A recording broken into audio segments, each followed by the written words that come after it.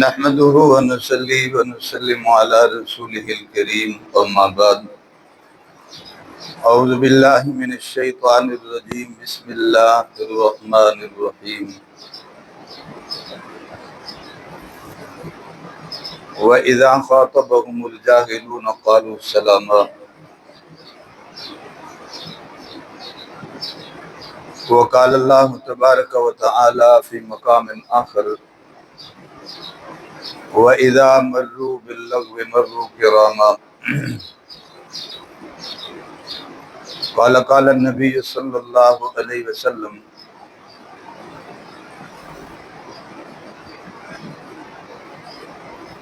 من حسن الإسلام تركه ما لا يعني او كما قال رسول الله صلى الله عليه وسلم۔ احباب کرام، لوگوں کے لیے، عوام الناس کے لیے سب سے بڑی حجت،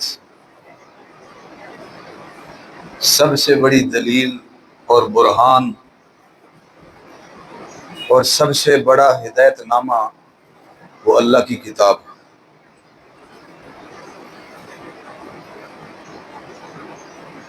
باتوں کی تفصیل بھلے نہ ہو، مگر زندگی گزارنے کے اصول اللہ نے اپنی کتاب میں بیان فرمائے ہیں۔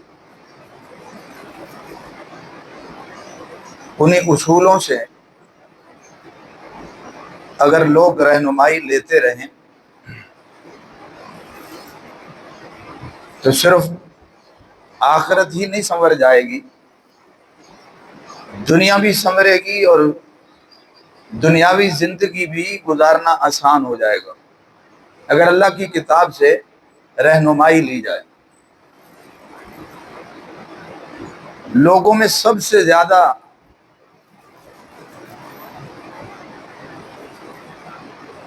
جس چیز نے اثر ڈالا ہے اور جو چیز اثر انداز ہوتی ہے ہر چھوٹے بڑے پر، وہ ہے معاشرہ، لوگوں کا رہن سہن، لوگوں کا بول چال، لوگوں کا طرز زندگی۔ اگر کسی کا طرز زندگی اسلامی ہوگا تو اس پر وہ اثر پڑے گا، لیکن چونکہ مجموعی طور پہ لوگ اسلامی طرز پر نہیں ہیں، جس کا مطلب ہے کہ معاشرے سے آدمی رواج اور رسم کو لے کر متاثر ہوتا ہے۔ بازار کے قریب رہنے والا بازاری گفتگو سیکھ جاتا ہے، تاجروں کے قریب رہنے والا تاجروں کی گفتگو سیکھ جاتا ہے، جواریوں میں رہنے والا جواریوں کی گفتگو سیکھ جاتا ہے، اور اہل سیاست کے قریب رہنے والے سیاسی داؤ پیچ سیکھ جاتے ہیں، اہل علم کے قریب رہنے والے علمی باتیں جان جاتے ہیں اور وہ ان سے متاثر ہوتے ہیں۔ اس کا مطلب ہے کہ سب سے زیادہ بغیر پڑھے، بغیر مطالعے کے، بغیر مشقت کے، بغیر کہیں جائے، بغیر کہیں داخلہ لیے، سب سے زیادہ انسان بغیر چاہے، بغیر نیت کے جہاں متاثر ہوتا ہے وہ معاشرے کے رسم و رواج ہے۔ اس لیے گفتگو بگڑ جاتی ہے، بول چال بگڑ جاتی ہے، زبان آلودہ ہو جاتی ہے۔ اگر اللہ کی کتاب سے رہنمائی لیں تو انسان پھر اتنا آلودہ نہیں ہوگا، اس کی زبان اتنی آلودہ نہیں ہوگی۔ اس لیے آج آپ یورپ کی تعریف کرتے ہیں، وہ لوگ ڈیل کرنا جانتے ہیں، بات کرنا جانتے ہیں، متاثر کرنا جانتے ہیں، کاروبار کرتے ہیں، کاروباری اصول اپناتے ہیں۔ وہ اصول دیکھیں تو اللہ کی کتاب میں نبی علیہ السلام کی تعلیمات میں موجود ہیں۔ وہ ایمان لائے بغیر بھی ان رہنما اصولوں کو بھلے تجارت اور دنیا کے لیے استعمال کرتے ہیں، اس کے فائدے بھی وہ اٹھا رہے ہیں، لیکن اگر کوئی ایمان والا ان اصولوں کو اپنائے گا، آپ کا کیا خیال ہے؟ وہ دنیا میں تو ہے، آخرت میں بھی اس کا نفع اٹھائے گا۔ تو ان رہنما اصولوں کو پڑھیں تو قرآن میں موجود ہیں، نبی علیہ السلام کی تعلیمات میں موجود ہیں۔ انہوں نے ان اصولوں کو اپنا لیا تو ان کے فائدے بھی لیے انہوں نے۔ ایک مسلمان بن کر جب ان اصولوں کو اپنائے گا تو دنیا میں بھی فائدہ اٹھائے گا، آخرت میں بھی فائدہ اٹھائے گا۔ اب ہمیں جہاں فائدہ ہو رہا ہے طبی طور پر، کسی کی طبیعت میٹھی ہے، مزاج میٹھا ہے، دھیما ہے، اس سے اس کو فائدہ ہو رہا ہے، ورنہ ہم اسلامی رہنما اصول نہیں اپنا رہے۔ اس لیے اللہ نے ہمیں سب سے زیادہ جو بڑی قوت اور طاقت دی ہے ایک انسان کو، اور وہ دوسرے حیوانات اور مخلوقات سے اس کو ممتاز بھی کر دیتی ہے، وہ ہے بول چال، گفتگو، ما فی الضمیر کو بیان کرنا۔ یہ باقی مخلوقوں میں نہیں ہے۔ حیوانات دیکھیں، وہ سر ہلا کے اپنے جذبات کا اظہار کریں گے، دم ہلا کے جذبات کا اظہار کریں گے، آنکھیں موند کے اپنے جذبات کا اظہار کریں گے، بیٹھ جائیں گے پھر اظہار کریں گے، چکر لگائیں گے پھر اظہار کریں گے۔ یہ ان کی اظہار کی زبان ہے، اور کتنی مشکل ہے۔ انسانوں میں کوئی گنگا ہو اس کے لیے کتنا مشکل ہوتا ہے ما فی الضمیر کو بیان کرنا، جو دوسری مخلوق ہے، دوسری جنس ہے، اور اس کو زبان نہیں ملی۔ ایک انسان کے لیے اس کے جذبات کو سمجھنا کتنا مشکل ہے، اور اسے سمجھانا بھی کتنا مشکل ہے۔ اللہ نے قوت گویائی عطا فرمائی، بہت بڑی دولت ہے، یہ اس کی مرضی ہے جیسے اس کا استعمال کر لے، حق پہ کرے، باطل پہ کرے، کفر پہ کرے، ایمان پہ کرے، صحیح کرے، غلط پہ کرے، یہ دائی حق بنے یا گمراہی کی طرف دعوت دے، یہ اس کا فعل ہے۔ اللہ نے صلاحیت دی اسے، یہ ما فی الضمیر بیان کر سکتا ہے، اور ایک دوسرے سے مکالمہ کر سکتا ہے، گفتگو کر سکتا ہے، اچھے سے اچھے الفاظ میں یہ اظہار ہمدردی کر سکتا ہے، اظہار خیال کر سکتا ہے، ورنہ اللہ کے لیے کوئی مشکل نہیں۔ اللہ ان گنگوں کو بھی زبان دیتا، حیوانوں کو بھی زبان دیتا۔ حضرت تھانوی رحمت اللہ علیہ ایک بہت خوبصورت جملہ لکھتے ہیں، ہر انسان کو اس پہ غور کرنی چاہیے۔ فرماتے ہیں انسان کو اللہ نے زبان دی ہے، یہ بولتی ہے اور اس کا مدعا بیان ہو جاتا ہے۔ انسان کے وجود کی ترجمان زبان ہے۔ زبان کی کون سی زبان ہے؟ جس رب نے اس زبان کو بولنا سکھایا ہے، وہ چاہتا تو باقیوں کو بھی جن کو زبان دی ہے انہیں بولنا سکھا دیتا، ورنہ انسان کی زبان سے حیوانات کی زبانیں بڑی ہیں۔ گائے بیل کی اور ہاتھی کی زبان دیکھیں انسان سے بڑی ہے، قوت گویائی نہیں ہے۔ پھر اللہ کے لیے مسئلہ نہیں ہے کہ زبان ہے تو بات ہوگی، وہ پتھروں سے باتیں کروا سکتا ہے تو وہ انسان کے انگ انگ سے بات کروا سکتا ہے۔ کل قیامت کے دن ہوگا، الیوم نختم علی افواہہم، اللہ کا قرآن کہتا ہے ہم زبان پہ مہر لگا دیں گے، بس تیرا بولنا دنیا میں تھا، اب اس حساب و کتاب کے مرحلے میں اور اس میزان عدل کے موقع پر اب تیرا بولنا نہیں چاہیے، بس ختم، تیرا کردار ختم، اس مرحلے میں تیری ضرورت نہیں ہے۔ وَتُكَلِّمُنَا أَيْدِيهِمْ وَتَشْهَدُ أَرْجُلُهُمْ، جو کیا ہے اس کی گواہی انسان کے ہاتھ دیں گے، پاؤں دیں گے۔ ساری زندگی زبان کے بل بوتے پر اچھا برا کرنے والا اپنے وجود کو بولتا دیکھے گا، اور زبان پہ مور لگی دیکھے گا کہ دنیا میں تو جب چاہتا تھا استعمال کر لیتا تھا، اور جب چاہتا تھا اسے بھینچ لیتا تھا کہ یہ نہیں کہنا وہ کہنا ہے، اور آج زبان اپنے بس میں نہیں، مور لگ گئی ہے، اور جنہوں نے نہیں بولنا تھا وہ بول رہے ہیں، ہاتھ کو زبان مل گئی، پاؤں کو زبان مل گئی، اعضاء کو زبان مل گئی، وہ بول رہے ہیں۔ حیران ہو کے کہے گا تمہیں کیا ہوا؟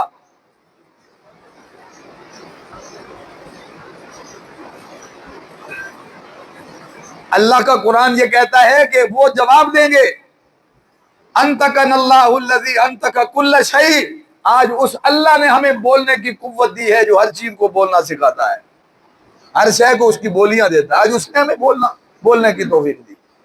وہ وہاں بولنا سکھا دے گا، ہاتھ بولیں گے، پاؤں بولیں گے، وہ جہاں بھی تو بلوا سکتا ہے۔ تو اس پہ ناز نہ کیجئے گا، اس کا غلط استعمال نہ کیجئے گا، شکر ادا کیجئے کہ اللہ نے زبان دی ہے، آسانی سے ہم ما فی الضمیر بیان کر لیتے ہیں، اس کا صحیح استعمال کیجئے گا۔ اس لیے اللہ جل جلالہ نے اس کی حد بتائی ہے، انسان کے وجود میں سب سے زیادہ استعمال زبان کا ہے. دانت بھی تب استعمال ہوتے ہیں جب کھانا پینا ہو، بھوک لگی ہو. زبان اس کی پابند نہیں ہے. غصہ ہے، محبت ہے، دشمنی ہے، دوستی ہے، نرمی ہے، گرمی ہے، رات ہے، دن ہے، اپنا ہے، بیگانہ ہے، یہ چلتی ہے. یہ بھوک میں بھی چلتی ہے، پیاس میں بھی چلتی ہے. سب سے زیادہ جس پٹھے کا، جسم کے جس حصے کا استعمال ہے وہ زبان ہے. اس لیے رابعہ بصریہ کا یہ قول ہے، آب زر سے لکھنے کے قابل ہے. وہ فرمایا کرتی تھی تمہارے دانت اللہ کی نعمتیں کھا کھا کے گھس گئے، تمہاری زبان شکر کر کے کیوں نہیں گھس جاتی؟ یہ گھس اتنی چلتی ہے کہ اسے اللہ کے شکر میں بھی تو استعمال کیا جا سکتا ہے. تو اللہ نے ہمیں بہت بڑی دولت عطا فرمائی. ہم زبان سے معافی ضمیر کہتے ہیں، مدعا بیان کرتے ہیں. یہ نطق جو ہے، بولنا، یہ اللہ کی باقی مخلوقات سے انسان کو ممتاز کر دیتا ہے. حیوانوں کو بولنا نہیں آتا. منطق کی زبان میں تو انسان بھی حیوان ہے، مگر یہ حیوان ناطق ہے، یہ بولنے والا حیوان ہے. یہ بولنا جانتا ہے، گفتگو کرنا جانتا ہے. بلکہ ایک اور مزے کی بات کرتا جاؤں، کسی کو قائل کرنا، جس کو کنونس کرنا کہتے ہیں، یہ انسان کے علاوہ کوئی نہیں جانتا، فرشتہ بھی نہیں کر سکتا. یہ اس کی مرضی ہے، کسی کو گناہ پہ قائل کر لے، کسی کو دھوکہ دینے پہ کر لے، کسی کو بدی پہ کر لے، کسی کو باطل پہ کر لے. یہ قائل کرنا جانتا ہے. یہ کسی کے پاس نہیں ہے صلاحیت. شیطان کی طاقت وسوسے تک ہے، وہ انسان کی طرح قائل نہیں کر سکتا. اس کے کئی توڑ ہیں، جو میں نے ایک مجلس میں عرض کی ہے، اس کے کئی توڑ ہیں. اس کا نفس اس کے ساتھ شامل نہیں ہوتا. انسان کی خواہشات شیطان کے وسوسوں کے ساتھ شامل نہیں ہوتی تو شیطان کامیاب نہیں ہوتا. یہ کامیاب تب ہوتا ہے جب اس کے وسوسے کے ساتھ خواہشات بھی شامل ہو جاتی ہیں. ٹھیک ہے یار، لطف ہے، مزہ ہے، فائدہ ہے. ورنہ وہ خیال ڈالنے تک ہے، وہ قائل نہیں کر سکتا. اللہ کا قرآن گواہ ہے، وہ کل قیامت کے دن اپنا مقدمہ پیش کرے گا. بچت تو اس کی نہیں ہوگی، مگر انسان کا منہ تو بند کرے گا جو سارا ملبہ اس پہ ڈالتا ہے. وہ کہے گا جناب میں نے تمہیں صرف دعوت دی تھی بس، ورنہ میں زبردستی تو تم پہ نہیں کر رہا تھا. ما کان لی علیکم من سلطان، میرے پاس کوئی اختیار نہیں کہ میں تمہیں زبردستی کھینچ کے لاتا. دعوت تو تمہیں اچھے کاموں کی بھی ملی، قرآن کی زبانی، نبی کی زبانی اور اہل اصلاح کی زبانی. اچھی باتیں تو تمہارے کان میں اور بھی پڑتی رہی. فلا تلومونی ولوموا انفسکم، اللہ کا قرآن کہتا ہے وہ کہے گا خود کو ملامت کرو، مجھے ملامت نہ کرو. معلوم ہوا انسان کو یہ صلاحیت اللہ نے دی ہے، یہ دوسرے کو قائل بھی کر سکتا ہے. صرف اپنا معافی ضمیر نہیں بیان کر سکتا، یہ دوسرے کو قائل بھی کر سکتا ہے.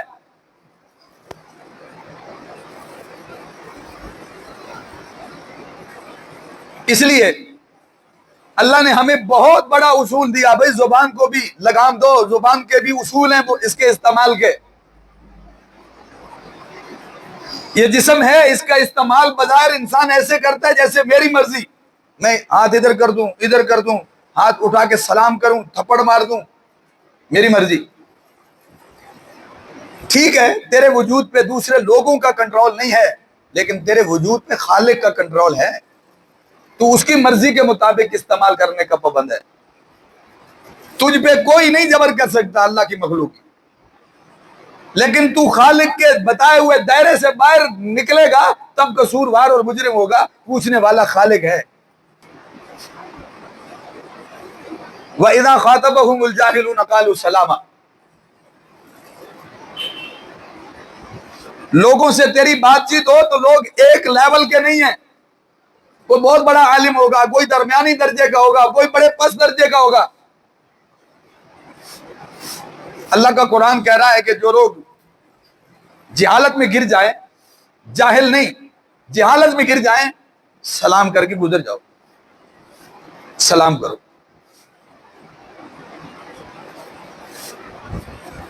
سلام کا معنی سلامتی، یعنی سلامتی سے بات چیت کرو، نکل جاؤ۔ اس لیے ہر آدمی سے مکالمہ نہیں ہوتا، ہر آدمی سے مشورہ نہیں ہوتا، ہر آدمی کو نصیحت نہیں کی جاتی، تو ہر آدمی سے بحث مباحثہ نہیں ہوتا۔ کچھ لوگ اس ذہن کے ہوتے ہیں کہ پھر ان سے درگزر کرنا ہی کیا ہے، بہتر ہے، اپنا آپ منوانا کوئی عقل مندی نہیں ہے۔ اسے اللہ کا قرآن کہتا ہے کہ وَإِذَا خَاطَبَهُمُ الْجَاهِلُونَ قَالُوا سَلَامًا، سلامتی سے پیش آؤ اور نکل جاؤ۔ اللہ نے اسی بات کو قرآن میں ایک اور جگہ بیان کیا۔ اللہ فرماتے ہیں ادفع باللتی ہی احسن فاذا الذی بینک وبینہ عداوہ، اچھے انداز سے کسی کو دور کرو، جدا کرو، الگ کرو، یعنی اس سے درگزر کرو اچھے انداز سے۔ الجھنا نہیں چاہتے، ہٹانا چاہتے ہیں تو اچھے انداز سے ہٹاؤ۔ فَإِذَا الَّذِي بَيْنَكَ وَبَيْنَهُ عَدَاوَةٌ، تمہارے اور اس کے درمیان عداوت بھی ہو، دشمنی بھی ہو، كَأَنَّهُ وَلِيٌّ حَمِيمٌ، اللہ فرماتے ہیں ہو سکتا ہے تمہارے اچھے طرز عمل سے وہ تمہارا دوست بن جائے۔ اچھے طرز عمل، انسان ہے سوچتا تو ہے نا کہ میں نے تو اتنا برا سوچا، اس نے اتنا نہیں سوچا، میں نے اتنا غلط کیا، اس نے ایسا نہیں کیا۔ انسان فرق نکالتا ہے رویے کا کہ میرا رویہ کیا ہے، اس کا رویہ کیا ہے، میرا برتاؤ کیا ہے، اس کا برتاؤ کیا ہے۔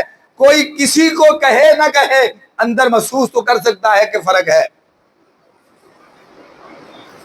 اللہ فرما رہے ہیں کہ یوں ہٹاؤ، یوں درگزر کرو۔ امام راضی رحمت اللہ علیہ فرماتے ہیں کہ بعض لوگ بڑے ذہین ہوتے ہیں، وہ اشارہ سمجھ جاتے کہ یہ درگزر کر رہا ہے، یہ الجھنا نہیں چاہتا، اشارہ سمجھ جاتے۔ بعض لوگ متوسط اور درمیانے درجے کے ہوتے ہیں، انہیں تھوڑی سی وضاحت کی ضرورت پڑتی ہے، اور کچھ لوگ غبی قسم کے بلکہ ضدی قسم کے ہوتے ہیں، وہاں اتنی بات کی بھی گنجائش نہیں ہوتی۔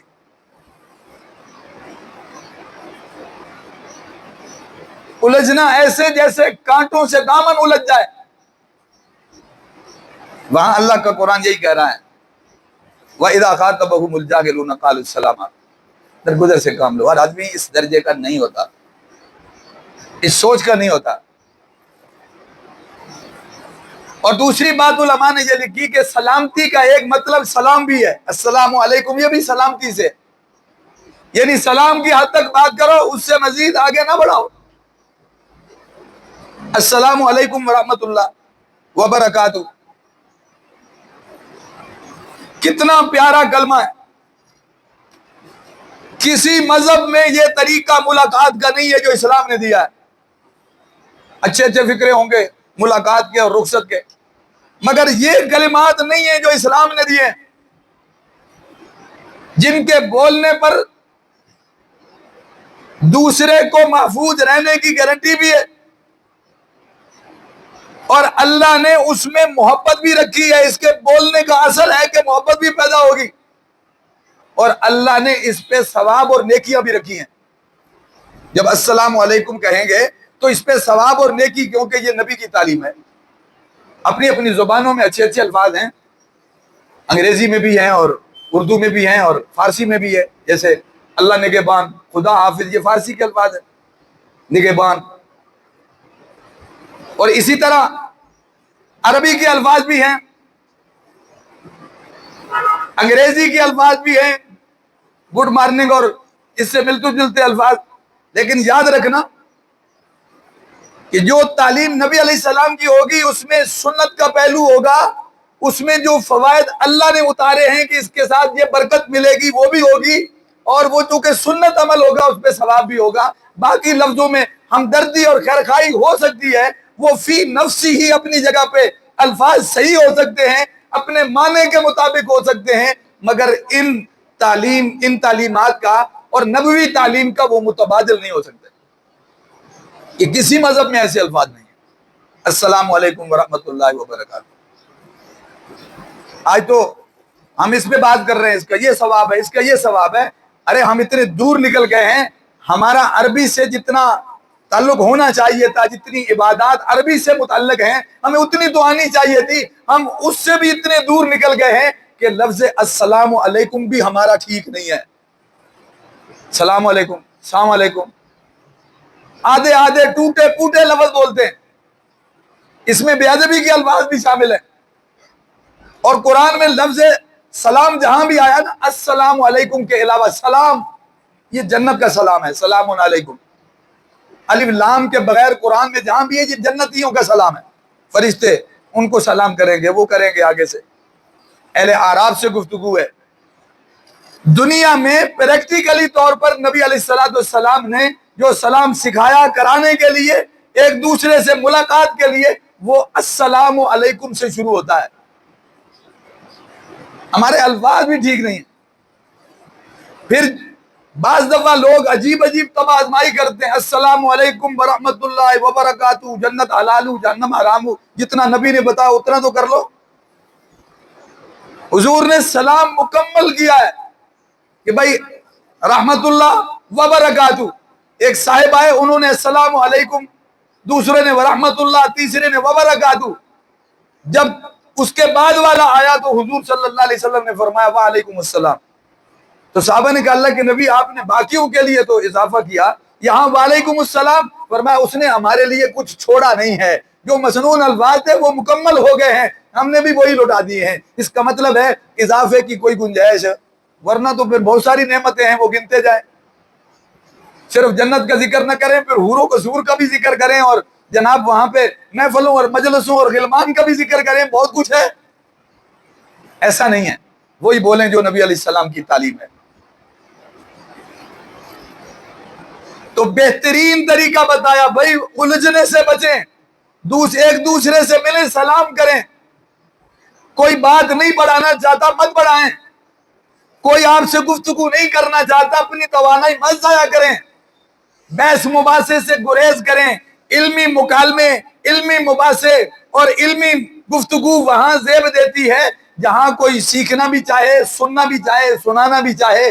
جہاں ایسی طلب نہ ہو سوائے الجھاؤ کے کچھ نہ ہو، وہاں اپنی زبان کو قابو میں رکھنا عقل مندی ہے. حکیم لقمان کہتا ہے کہ مجھے اگر کبھی زبان کے حوالے سے شرمندگی ہوئی ہے تو مجھے بولنے پر ہوئی ہے، چپ رہنے پہ کبھی نہیں ہوئی. ایسا مجھے پچھتاوا کبھی نہیں ہوا کہ میں بول پڑتا تو اچھا تھا، نہیں، مجھے بولنے پہ پچھتاوا ہوا، نہ ہی بولتا تو اچھا تھا. اس لیے اللہ کا قرآن ہمیں تعلیم دے رہا ہے وَإِذَا خَاطَبَهُمُ الْجَاهِلُونَ قَالُوا السَّلَامَ. اپنی زبان کا کیا کریں؟ صحیح استعمال کریں.